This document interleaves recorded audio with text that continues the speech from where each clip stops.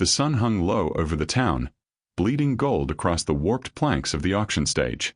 Heat shimmered in the air, thick with sweat, dust, and the sour stench of whiskey. A small crowd pressed closer, boots crunching against gravel, their laughter sharp as knives.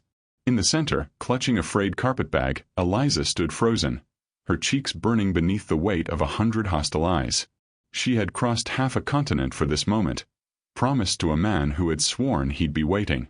Yet the only thing that greeted her was his rejection, hissed at the train platform for everyone to hear, too frail, too useless, before he turned his back and vanished. Now she was someone else's entertainment, a discarded prize to be sold. The auctioneer's voice grated against her ears, booming and slick. "What'll you give for this fine lady? Strong hands, I reckon. Gentle temper. A good investment." His words were mockery, not compliment. Coins clinked, boots shuffled, and the jeers began. Men elbowed one another, calling out insults disguised as bids, their grins cruel. Eliza's fingers dug into the handle of her bag until her knuckles whitened. Shame pressed into her chest, heavy as an anvil. She willed herself not to cry, not to crumble before them. A drunk rancher pushed forward, his hat tipped back, his smile crooked. "I'll give $2, she looks half-starved, won't eat much." The laughter roared. Another shouted, $3. "I'll have her scrub bin floors by sundown." Each word chipped at her, as though they meant to grind her dignity into the dust. She felt herself shrinking, her voice strangled silent. Then the air shifted.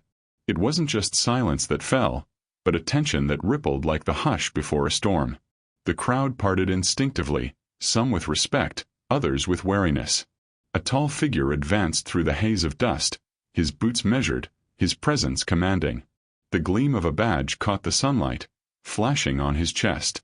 Sheriff Cole Donovan stopped at the edge of the platform, his hat shadowing eyes that glimmered strangely, almost golden in the light. "Enough," he said. His voice cut through the heat, steady, resonant, leaving no space for argument. The auctioneer sputtered, fumbling with his ledger. "Sheriff, this is legal trade."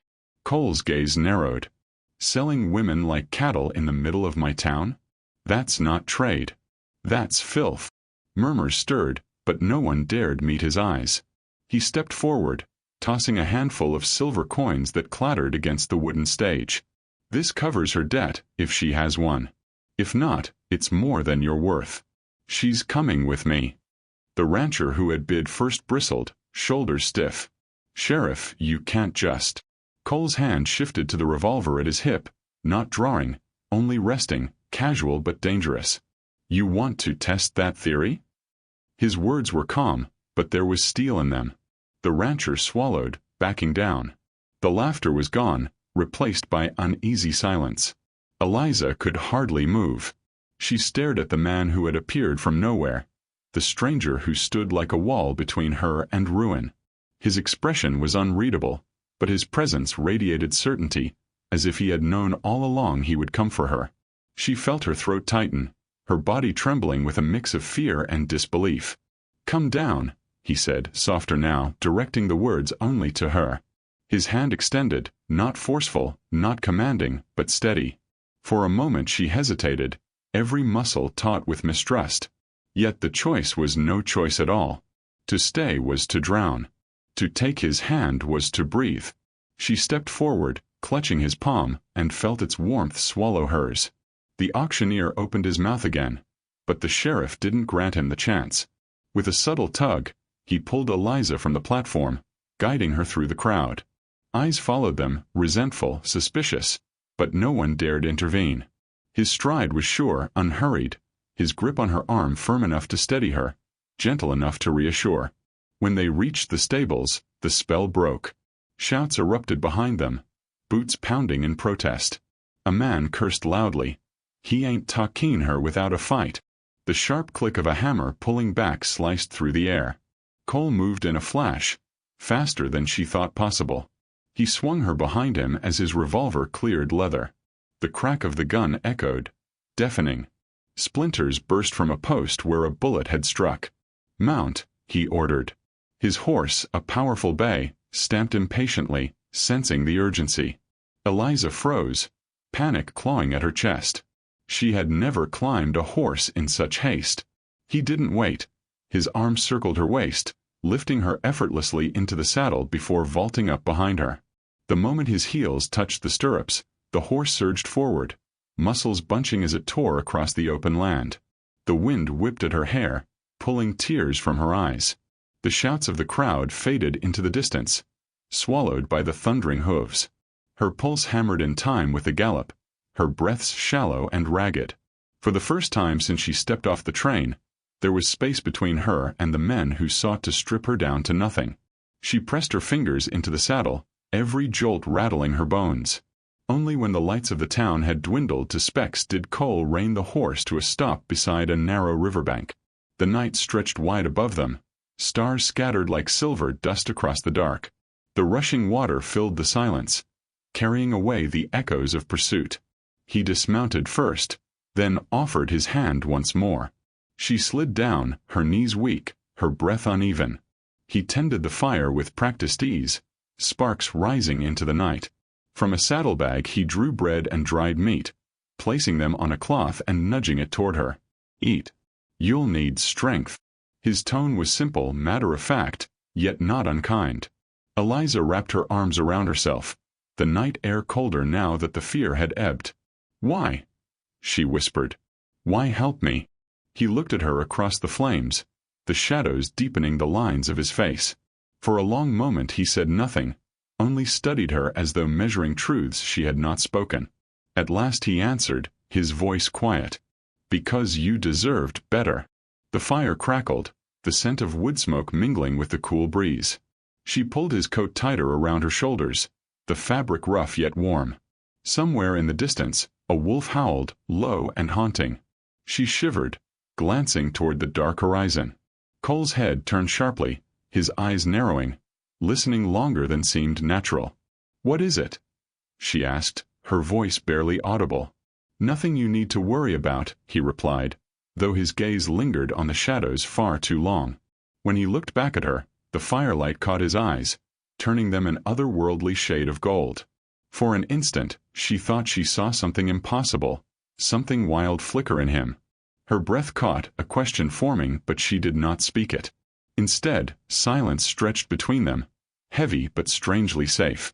She leaned closer to the warmth of the flames, the weight of exhaustion pressing down. Across the fire, the sheriff kept watch, his figure steady, immovable. The night deepened. The river whispered.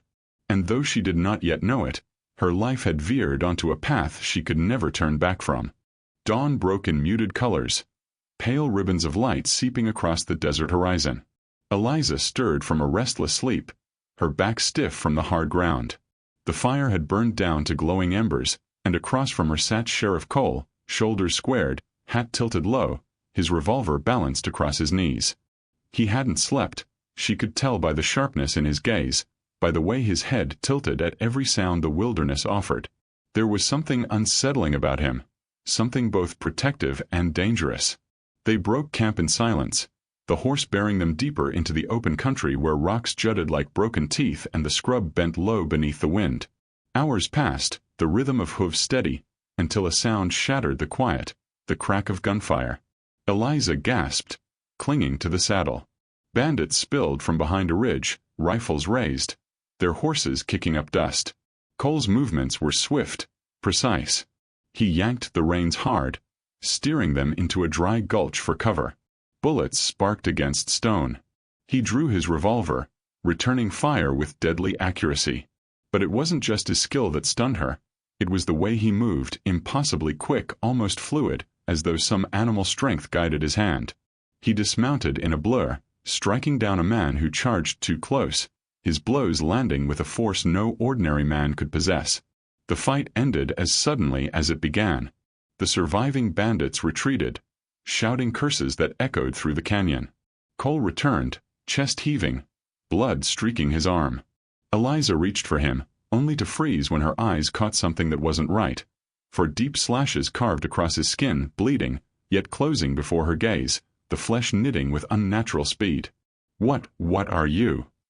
The words slipped from her lips before she could stop them. Cole stilled, his back to her. For a long moment he said nothing, then turned, his eyes catching the morning light. They glowed, not merely reflecting, but burning with a golden fire no human eyes could hold. Her breath snagged in her throat. "You wouldn't believe me if I told you," he said quietly. "Try me," she whispered, though her body trembled.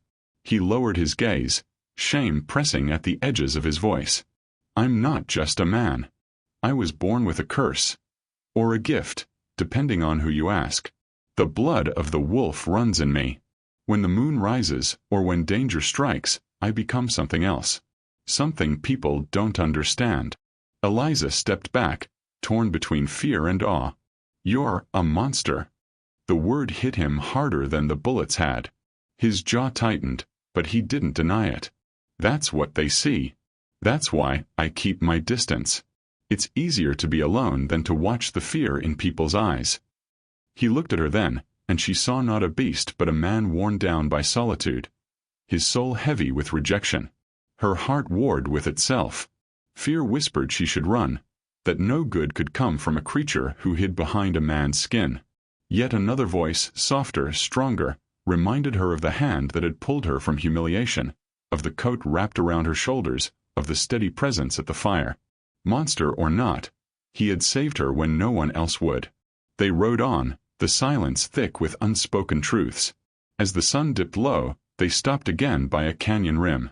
He told her, haltingly, of the night his family had been slaughtered by outlaws, how rage had first awakened the wolf within him, how fear of his own nature had driven him to wander. She listened, her own wounds of abandonment rising like shadows. For the first time, she spoke of her family's poverty, of her desperation to belong to someone, somewhere. Their stories intertwined, threads of grief and longing weaving a fragile bond. The bond was tested before night could fully fall. From the cliffs above, the bandits returned, more numerous, more determined. Gunfire erupted, echoing like thunder. Rocks splintered around them. Cole's revolver emptied too quickly, and with a grim look at Eliza, he gave himself over to the change.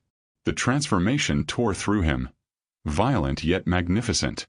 Muscles rippled, bones shifted. His shirt shredded as coarse fur burst across his skin. His roar reverberated off the canyon walls, a sound both terrifying and protective. Eliza could only watch, eyes wide, heart racing, as the sheriff she thought she knew became a creature of legend. The battle that followed was chaos. Claws flashing, snarls mixing with gunshots, the metallic taste of fear in the air. Cole moved with lethal grace, hurling men aside, rending weapons from their hands. Yet even in the frenzy, he shielded her, circling back to her side whenever danger closed in. At one point, a bandit raised his rifle at her. She seized the sheriff's revolver from the dirt and fired, the recoil bruising her arm but saving his life. When the dust settled, bodies lay scattered and the survivors fled into the night, broken and beaten. Cole staggered, his form collapsing back into flesh and bone. He fell to his knees, bloodied and exhausted. Eliza rushed to him, dropping to the ground, her hands trembling as they cradled his face. His eyes, still faintly golden, searched hers with a raw vulnerability. "You shouldn't touch me," he rasped. "You'll only hate me when you see what I am." Her voice shook, but the words were steady. "I've already seen you. You're the only man who's ever fought for me. You're not a monster. You're the only one who stayed." Something broke in him then, the walls he had built against years of rejection. He leaned into her touch, not as a sheriff, not as a beast, but as a man desperate to be seen. She held him, her own fear dissolving into resolve. The stars wheeled silently overhead, the canyon alive with echoes of the battle. For Eliza, there was no turning back to the girl who had arrived on the train, desperate and ashamed. For Cole, there was no longer the solitary road of the cursed drifter. They were bound now, not by obligation, but by choice, the fragile, dangerous, breathtaking choice to trust. The fire they built that night burned brighter than the one before. As they sat close, her hand finding his beneath the blanket of stars, the world felt both vast and new. Somewhere in the distance, wolves howled again, their song wild and mournful, but this time she did not flinch. She only listened, her heart steady, her eyes lingering on the man beside her who was both wolf and protector. And as the flames crackled, the story of the rejected bride and the lonely sheriff was no longer a tale of survival, but the beginning of something neither of them had dared to believe possible.